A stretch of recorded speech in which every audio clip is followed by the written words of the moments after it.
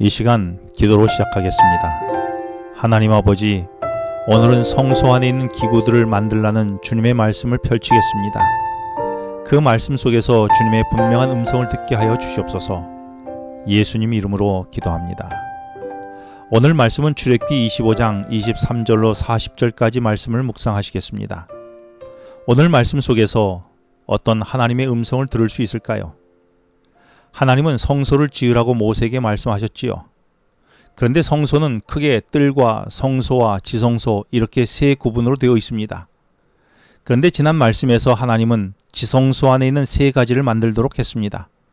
첫째는 십계명을 넣어 보관할 수 있는 상자인 증거궤와, 둘째는 증거궤를 덮는 속죄소 혹은 시은좌라고 불리우는 뚜껑과, 셋째는 속죄소 위를 덮는 천사 모양의 그룹을 만들라고 말씀하셨습니다.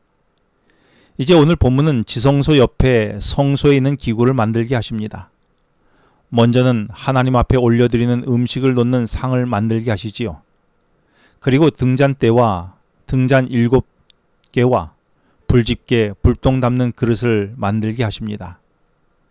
이전 말씀에서 십계명을 담는 상자인 증거궤를 만들게 하실 때에도 볼품도 쓸모도 없는 아카시아 나무로 만들게 하셨는데, 이번에도 성소에 진설병을 놓을 상을 만들 때에도 23절에 보니 같은 재료인 조각목으로 만들게 하십니다. 그리고 똑같이 금으로 입히게 하시지요. 이렇게 만들어진 상 위에는 레위기 24장 5절로 9절에 보면 누룩 없는 고운 밀가루로 만든 떡을 올려 놓았는데 모두 12개의 떡이 양쪽에 6개씩 올려 놓습니다. 이 떡은 금요일에 구워서 안식일에 하나님 앞에 드리고 일주일이 지나면 새로운 떡으로 교체합니다. 그리고 이전 떡은 제사장들이 먹게 되지요. 그렇다면 이 진설병은 누구를 위한 것일까요?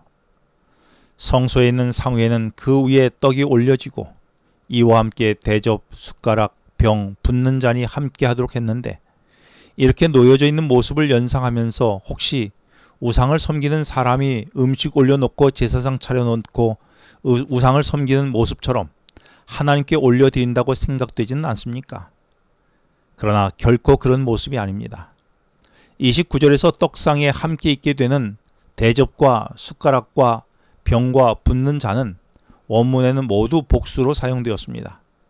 정확히 번역하면 대접들과 숟가락들과 병들과 붓는 잔들이라고 말씀하고 있습니다. 차려진 떡과 음료는 누군가 혼자 먹는 것이 아니라 누군가와 함께 먹도록 복수로 여러 개의 대접과 숟가락과 잔이 있었던 것입니다. 그런데 30절에 보면 상 위에 진설병을 두어 항상 내 앞에 있게 할지니라고 말씀하십니다. 무슨 의미일까요? 진설병이 12개였던 것은 이스라엘의 12지파를 말합니다. 그리고 진설병의 진설이란 말은 얼굴 앞에라는 의미입니다.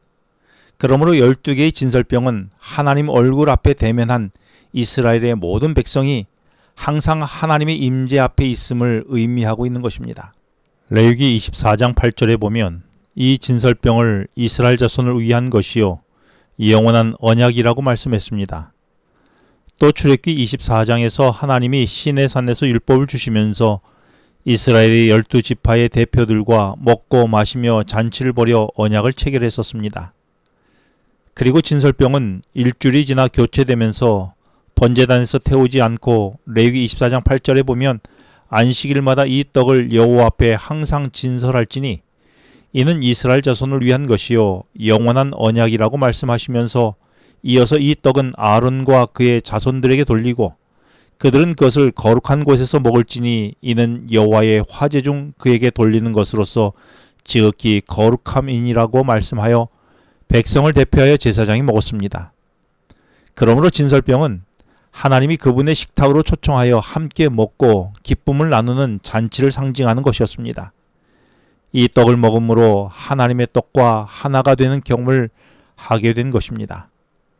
그런데 30절에 이 상 위에 진설병을 두어 항상 내 앞에 있게 하라고 말씀하셨습니다. 떡은 예수님 자신과 그분의 말씀인데, 오늘 우리는 하나님의 말씀을 가까이 하면서 항상 진설병을 하나님 앞에 두게 되는 것이지요. 나는 생명의 떡이신 예수님과 그분의 말씀을 항상 내 앞에 두고 있습니까? 그리고 그 떡을 날마다 먹음으로 하나님과 하나 되어 동행하고 계십니까? 31절 이하에 하나님은 등잔대와 이와 연결된 각종 기물을 만들라고 말씀하십니다. 등잔대의 모양은 밑판에서 올라와 가운데와 양쪽으로 3개씩 가지가 나와 총 7개의 등불이 켜지도록 되어 있었습니다. 사실 성막은 최소 3중으로 덮개와 막으로 겹겹이 둘러쳐 있었기 때문에 외부의 빛이 완전히 차단된 매우 어두운 공간이었습니다. 그래서 37절에 등잔 7을 만들어 그 위에 두어 앞을 비추게 하라고 말씀하시며 1차적으로는 등잔대가 불을 밝히는 기능을 했을 것입니다. 그런데 대제사장은 일하는 사람이 없을 때에도 7 등잔에 하루 종일 불을 밝혀야 했습니다.